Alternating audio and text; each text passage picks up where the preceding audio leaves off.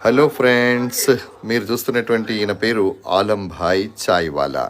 ఈయన mobile tea service అనమాట. హనంకొండలో available ఉన్న సర్వీస్ ఇది.